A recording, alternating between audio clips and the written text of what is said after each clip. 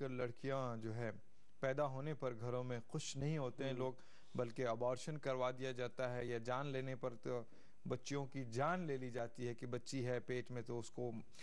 مار دیا جاتا ہے۔ اس طرح کی چیزیں جو عام ہو گئی ہے آج کے زمانے میں، تو اس پر تھوڑا سا روشنی ڈالیں اس سوال پر۔ اللہ تبارک و تعالیٰ نے اپنے کلام مجید میں فرمایا وَإِذَا الْمَوْءُودَةُ سُئِلَتْ بِأَيِّ ذَنبٍ قُتِلَتْ، جو بچی کو مار دیا جائے گا، ختم کر دیا جائے گا، اللہ تعالیٰ محشر کے میدان میں اس بچی سے پوچھے گا۔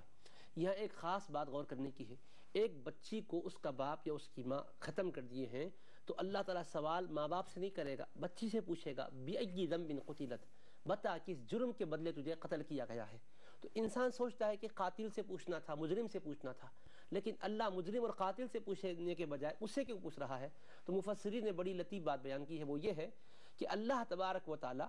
قاتل کو اپنی بارگاہ میں تکلم کے لیے کھڑا نہیں کرے گا۔ اللہ کا اتنا جلال ہوگا کہ اللہ اس سے مخاطبت ہی نہیں فرمائے گا، کیونکہ یہ مخاطبت کے قابل ہی نہیں ہے نالائق جس نے اپنی بچی کو درگور کیا ہے۔ البتہ اللہ اس بچی سے پوچھے گا، کیوں پوچھے گا؟ اس لیے کہ دنیا میں اگر کوئی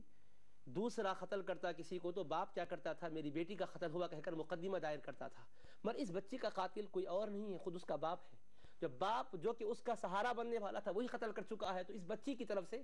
مقدمہ دائر کرنے والا کون ہے، اس کی داد رسی کرنے والا کون ہے؟ تو اللہ تبارک و تعالیٰ اس بچی کی جو دنیا میں کوئی داد رسی نہیں کیا تھا، اللہ تعالیٰ داد رسی کرتے ہوئے پوچھے گا، اے بچی بتا کس لیے تجھے مارا گیا ہے؟ اللہ تبارک و تعالیٰ اس طرح سے اس بچی پر اپنی شفقت کو، عنایت اور مہربانی کو ظاہر کر رہا ہے، اور اس کے مارنے والے، ختم کرنے والے باپ پر اپنے قہر اور جلال کو ظاہر کر رہا ہے۔ تو اس طرح سے نبی کریم علیہ السلام نے ارشاد فرمایا ہے کہ جو اپنے بال بچوں کو ختم کر دیتے ہیں اللہ کے غضب میں مبتلا ہوتے ہیں۔ اور قرآن مجید میں اللہ نے فرمایا لا تقتلوا اولادکم من املاق، بچوں کو مارنے والے یا بچی ہونے کے بعد اسقاط حمل کرانے والے دو وجہ میں سے کوئی نہ کوئی وجہ کی بنیاد پر کرتے ہیں، یا تو آر کی بنیاد پر کرتے ہیں، یا یہ کہ اب ہماری معیشت ایسی مضبوط نہیں ہے، ہم خود غریب ہیں، اب بچیاں بڑے ہوں گی تو شادیوں کے مسائل آئیں گے، اس سے نمٹنا آسان نہیں ہے، یا تو غربت کی وجہ سے کرتے ہیں، یا اب فی الوقت تو ہمارے پاس کھانے پینے کو ہے، بچیاں پیدا ہونے کے بعد ہم غربت زدہ ہو جائیں گے، یا تو فی الوقت غریبی کی وجہ سے کرتے ہیں یا غریبی کی اندیشے سے کرتے ہیں۔ اللہ نے دونوں کو بھی قرآن کریم میں منع کر دیا،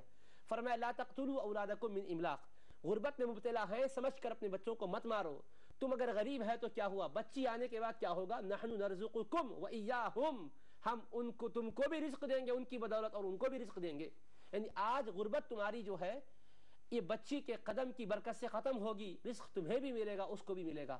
اور دوسرا قول فرمایا لا تقتلوا اولادکم خشیۃ املاق نحن نرزقہم وإیاکم، اب تم تو کھا پی رہے ہو لیکن بچی پیدا ہونے کے بعد ڈر ہے کہ غریبی آئے گی تو کیا کھلائیں گے، تو اللہ نے فرمایا غربت کے ڈر سے بچوں کو نہ مارو، ہم ان کو بھی رزق دیں گے جن کا تم کو خوف ہے، اور وہ آئیں گے تو تمہیں محروم نہیں کریں گے، تمہارے رزق میں سے نہیں دیں گے، ان کو تو دیں گے اور تمہیں بھی کھلاتے رہیں گے۔ تو اللہ تبارک و تعالیٰ نے اپنے کلام مجید کے ذریعے سے ہمیں ہدایت دے دی ہے، کبھی ایسے اقدام ہرگز نہ کریں، بچی کے پیدا ہونے پر خوشی کا اظہار کریں۔ اور بہت سے ایسے ظالم بھی ہیں، اخبارات کے ذریعے سے، میڈیا کے ذریعے سے باتیں سامنے آتی ہے، بچی پیدا ہوئی تو ماں کو مارتے ہیں، بیوی کو مارتے، تان و تشنی کا شکار اس کو بناتے ہیں۔ آپ سوچیں اس غریب کا کیا قصور ہے؟ قرآن نے تو کہا نساؤکم حرث لکم، تمہاری بیویاں تمہاری کھیتیاں ہیں، کھیتیوں میں کیا ہے، جو بیج بو گے کھیتی وہ کھیت سے وہی چیز برآمد ہوگی۔ تو اللہ پاک نے عورتوں کو لعن و طعن کا نشانہ بنانے سے منع کیا، اللہ تبارک و تعالیٰ نے ان کی طرف سے دفاع کیا اور کہا فرمایا ہے کہ تم کیوں ایسا کرتے ہو، سنو یہب لمن یشاء اناثا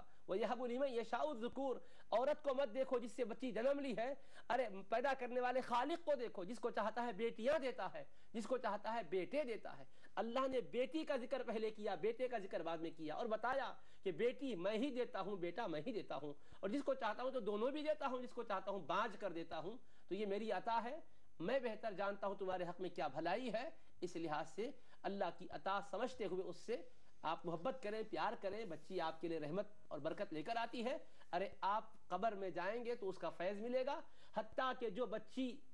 ساقط ہو جاتی ہے حمل، وہ بھی کل محشر میں آپ کے کام آئے گی۔ حدیث پاک میں آتا ہے ابن ماجہ شریف میں کہ ماں باپ اگر جنت میں جانے کے قابل نہیں ہے تو وہ ساقط شدہ حمل بھی اللہ کی بارگاہ میں سفارش کرے گا، اے اللہ ہم تنہا نہیں جائیں گے، ہمارے ماں باپ کو ہی جنت میں لے جائیں گے۔ وہ تو رحمت و برکت کا سبب بننے والی ہے، ایسا نہ کیا جائے۔